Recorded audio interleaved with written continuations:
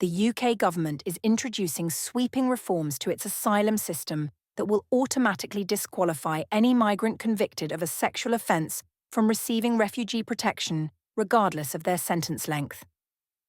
Prime Minister Keir Starmer announced the policy shift on social media, stating unequivocally, "Foreign sex offenders should never have refugee protections in Britain. I'm changing the system to make sure they won't."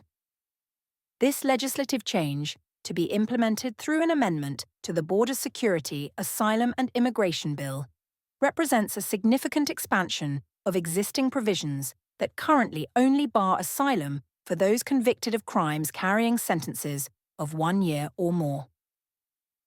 The reform follows the high-profile case of Abdul Ezidi, a convicted sex offender who was granted asylum and later committed a horrific alkali attack in London. Under the new rules, placement on the sex offenders register, which can result from convictions carrying minimal or even suspended sentences, will become grounds for automatic asylum refusal.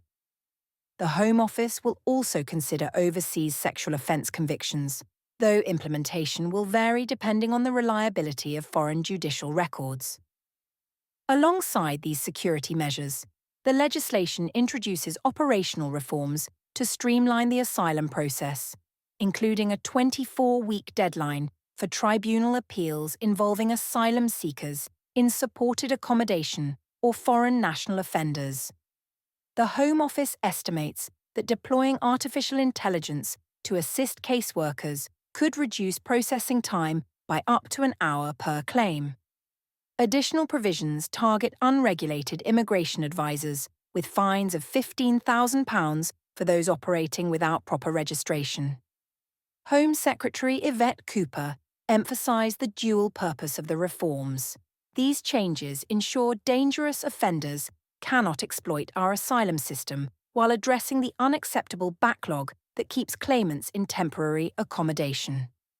The measures have drawn support from across the political spectrum, with Safeguarding Minister Jess Phillips noting their alignment with broader efforts to combat violence against women and girls.